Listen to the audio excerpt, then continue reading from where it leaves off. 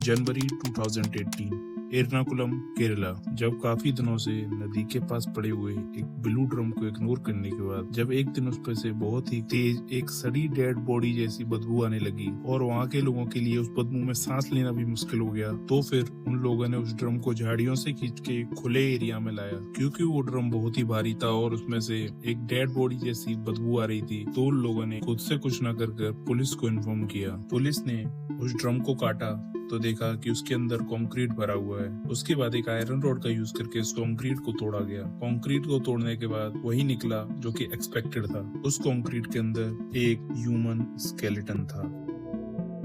Hello everyone and welcome to today's case revolving around Kerala's barrel case. Police के लिए ये identify करना बहुत ही मुश्किल था कि आखिर ये स्केलेटन है किसका। इवन ये भी आइडेंटिफाई करना काफी मुश्किल था कि ये किसी मेल का स्केलेटन है या फीमेल का, क्योंकि बॉडी के साथ साथ बोन्स भी काफी ज्यादा हद तक डिकम्पोज हो चुकी थी। स्केलेटन के अलावा पुलिस को ड्रम में और भी चीजें मिली, जैसे कि एक कपड़े का टुकड़ा, कुछ लंबे बालों का गुच्छा और एक 6.5 सेंटीमीटर का स्क्रू और वॉशर। इस सब के अलावा पुलिस को 4 करेंसी नोट्स भी मिले। इस करेंसी नोट्स के बारे में खास बात ये थी कि इसमें 3 500 के नोट जो थे वो ओल्ड करेंसी जो कि नवंबर 2016 में आफ्टर डिमोनेटाइजेशन सर्कुलेशन होना बंद हो गई थी। इससे पुलिस को साफ आइडिया लगा कि ये मर्डर नवंबर 2016 से पहले हुआ है। पुलिस ने जब लोकल से इन्वेस्टिगेशन की तो उन्हें पता चला कि वो इस ड्रम को 2016 से देख रहे हैं और उनको लगता था कि ये नदी के साथ बहकर आ गया है, इसलिए उन्होंने इस पर इतना ध्यान नहीं दिया।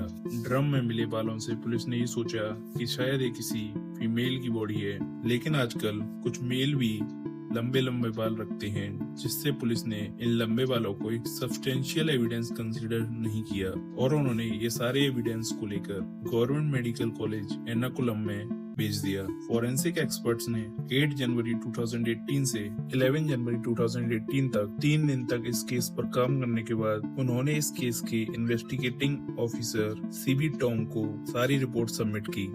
अब सीबी टॉम वहाँ पर काफी ज्यादा फेमस थे। उन्होंने इससे पहले भी कई सारे कॉम्प्लेक्स केसेस को सॉल्व कर रखा था, इसलिए वहाँ के लोकल लोग उनको शर्लॉक होम्स भी बोलते थे। फॉरेंसिक वालों ने उनको बताया ये स्केलेटन एक फीमेल का ही है और उनको स्केलेटन के एंकल में से एक स्क्रू और वॉशर भी मिला है।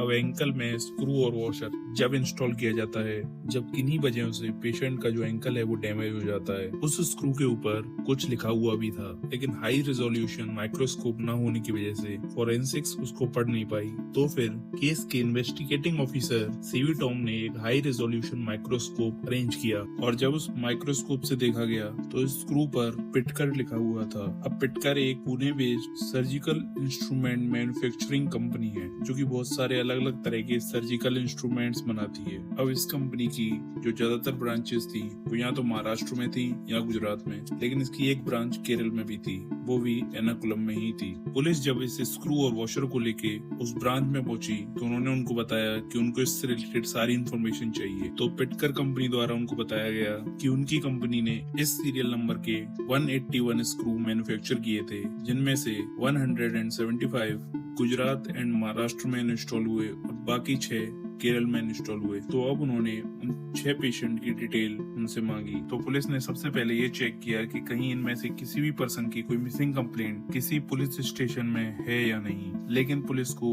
इन 6 में से किसी की भी मिसिंग कंप्लेंट नहीं मिली। काफी कोशिश करने के बाद पुलिस उन 6 में से उन 5 का पता लगा लेती है, लेकिन एक पर्सन के बारे में पुलिस को अब भी पता नहीं था। वो थी 54 साल की शकुंतला। अब पुलिस ने जिस हॉस्पिटल में उनका ऑपरेशन हुआ था वहाँ पहुंची और शकुंतला के बारे में डिटेल्स निकलवाई। तो पुलिस ने जब उस समय की विजिटिंग लिस्ट चेक की तो उसमें एक नाम कई बार रिपीट हो रहा था जो कि फ्रीक्वेंटली शकुंतला से मिलने आती थी। उसका नाम था अस्वाति। पुलिस अस्वाति के पास पहुंची तो उनको पता चला कि अस्वाति शकुंतला की बेटी है। अब पुलिस ने अस्वाति से पूछा कि अगर वो तुम्हारी माँ थी तो तुमने उनके मिसिंग होने पर मिसिंग कंप्लेंट फाइल क्यों नहीं की?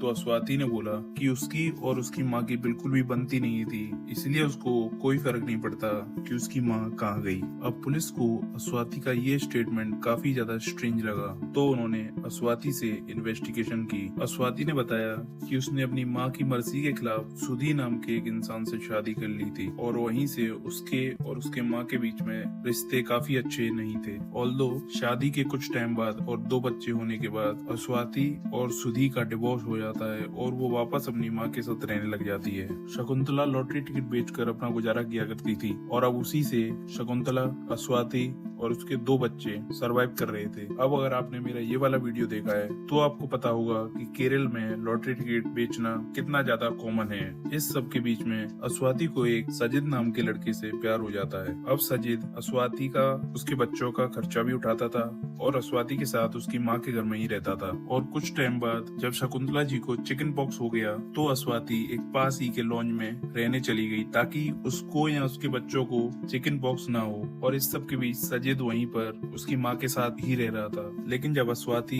कुछ दिन बाद अपने घर लौट कर आई तो उसको वहाँ पर उसकी माँ नहीं मिली। उसके पूछने पर सजिद ने बताया कि उसकी माँ तो अपनी फ्रेंड के पास दिल्ली चली गई है। अब क्योंकि अस्वाति को लगा कि उसकी माँ उससे नाराज है तो हो सकता है कि उसकी माँ सच में दिल्ली चली गई है और इसलिए अस्वाति ने उनसे कांटेक्ट करने की भी कोशिश नहीं की। अब क्योंकि पुलिस को शकुंतला की बॉडी मिली थी तो उनका दिल्ली जाने का तो कोई सेंस ही नहीं बनता, तो पुलिस को सजिद पर शक हुआ। लेकिन जब पुलिस ने स्वाति से पूछा कि सजिद कहाँ है तो स्वाति ने बताया कि उसकी माँ के मिसिंग होने के अगले ही दिन सजिद की हार्ट अटैक से मौत हो गई थी। ये चीज पुलिस ने उस हॉस्पिटल से वेरीफाई भी की जहाँ पर हार्ट अटैक के बाद सजिद को ले जाया गया था। लेकिन पुलिस का डाउट अब भी सजिद पर ही था। अब सजिद जिंदा हो या ना हो, पुलिस को तो ये केस सॉल्व करना ही था। तो उन्होंने सजिद के दोस्तों को ढूंढना शुरू किया और उन्हें सजिद का एक दोस्त मिला जो कि ऑटो रिक्शा चलाता था। पुलिस ने जब उससे पूछताछ की तो उसने बताया कि 24 सितंबर 2016 को सजिद ने उससे एक ड्रम मंगाया था क्योंकि उसे पानी स्टोर करना था। इस स्टेटमेंट के बाद ये कंफर्म था कि सजिद ने ही शकुंतला को मारा और उस ड्रम में डाल के नदी के किनारे फेंक दी। अब पुलिस को ये भी डाउट हुआ कि इतने भारी ड्रम को सजिद अपने घर से इतना दूर एक नदी के किनारे कैसे लेकर गया। इसका जवाब भी और किसी के पास नहीं बल्कि सजिद के दोस्तों के पास ही था। सजिद ने उनको कन्विंस किया कि इसके अंदर वेस्ट है और इसको फेंकने के लिए उसे उनकी मदद चाहिए, तो उसके दोस्तों ने भी उसकी मदद कर दी। सजिद के और दोस्तों से इन्वेस्टिगेशन करने के बाद पुलिस को ये भी पता चला कि सजिद तो पहले से ही मैरिड था। तो पुलिस ने सजिद की जो पत्नी थी उससे पूछताछ की तो उन्हें पता चला कि क्योंकि सजिद के शादी के कई साल बाद भी बच्चे नहीं हुए इसलिए उसने अस्वाति से शादी की क्योंकि उसको बच्चे बहुत ही ज्यादा पसंद थे और इसी वजह से उसकी पत्नी ने भी उसको ये चीज करने से मना नहीं किया। इस सारी इन्वेस्टिगेशन के बाद पुलिस ने एक थ्योरी दी। ऑब्वियसली क्योंकि जो कल्प्रिट था वो ऑलरेडी मर चुका था तो पुलिस एक थ्योरी ही दे सकती थी। पुलिस ने बोला कि शकुंतला को ये पता चल गया होगा कि सजिद पहले से ही मैरिड है और जब उसने सजिद को धमकाया होगा कि वो ये सारी बातें अपनी बेटी को बता देगी तो सजिद ने अपना ये राज छुपाने के लिए शकुंतला को मार डाला। और क्योंकि सजिद कोई क्रिमिनल तो था नहीं तो ये सब करने के बाद जब उसको रिग्रेट हुआ तो उसने कोई केमिकल खाया जिससे कि उसको हार्ट अटैक आया और उसकी भी मौत हो गई। That we are wrapping up today's case.